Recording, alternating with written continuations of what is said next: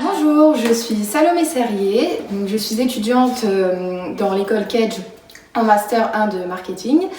Donc j'effectue actuellement mon stage dans l'entreprise 230 Média, une entreprise de marketing digital.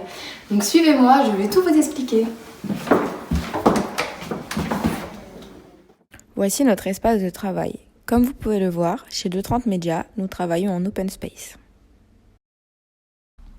230 Média est une PME de marketing digital qui compte environ 30 salariés. Elle est présente sur le marché français, mais aussi sur certains marchés à l'international, comme le Brésil, l'Allemagne ou encore l'Italie.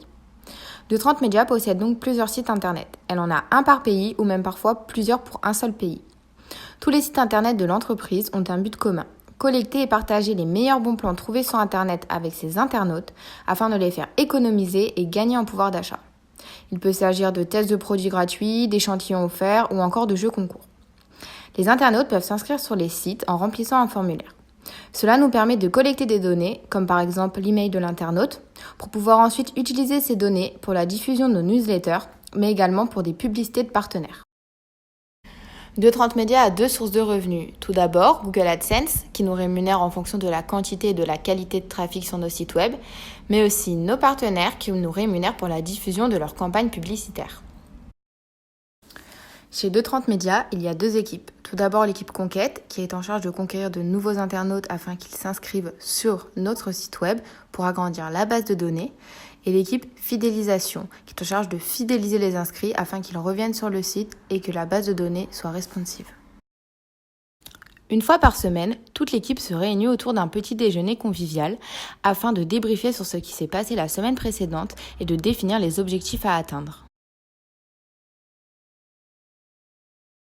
Pour ma part, je faisais partie de l'équipe Fidélisation. J'étais en charge du site Je Teste. C'est un site 100% gratuit qui relaie tous les bons plans que l'on peut trouver sur Internet. Par exemple, on y retrouve des articles sur des tests de produits, des échantillons gratuits ou encore des jeux concours.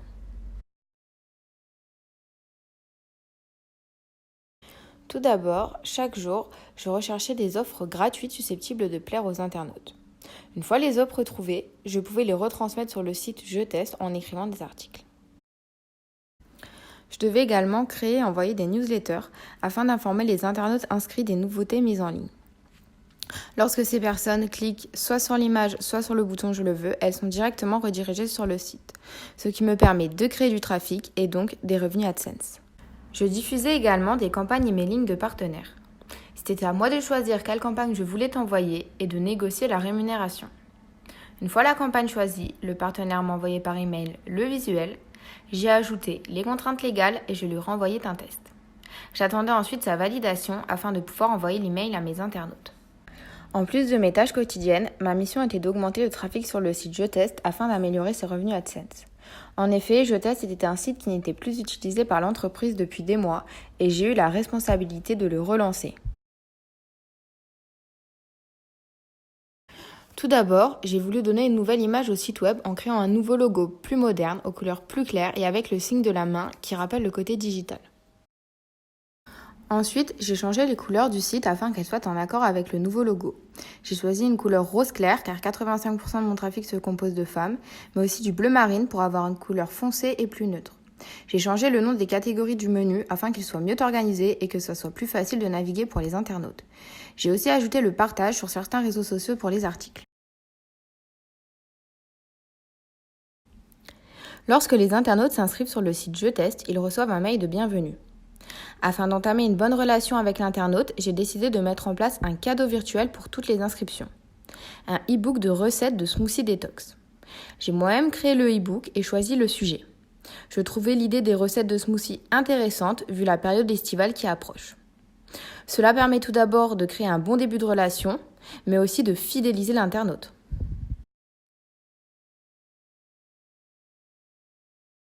J'ai également créé deux nouvelles catégories sur le site. Tout d'abord, les tests by Je Teste. J'ai décidé d'envoyer moi-même des échantillons à mes internautes afin de créer une réelle communauté et de les fidéliser. J'ai vraiment voulu ajouter une plus-value au site en créant ce nouveau concept. J'ai choisi pour mon premier envoi des échantillons de thé à la menthe Lipton. J'ai diffusé l'information via une de mes newsletters Et enfin, pour s'inscrire, les internautes devaient remplir le formulaire sur le site Je Teste afin de participer au tirage au sort pour recevoir du thé Lipton. Quelques jours plus tard, j'ai tiré au sort les 30 gagnants qui recevraient les échantillons de thé. J'ai ensuite publié les résultats sur le site. Cela m'a permis de générer beaucoup de trafic et des revenus AdSense car le concept a vraiment plu aux internautes inscrits sur Je Teste. Ensuite, j'ai écrit un courrier aux gagnants en leur demandant de m'envoyer par email leur avis sur le thé ainsi qu'une photo afin de les publier sur le site. J'ai emballé dans des enveloppes la lettre ainsi que 2 sachets de thé vert à la menthe pour chaque testeur.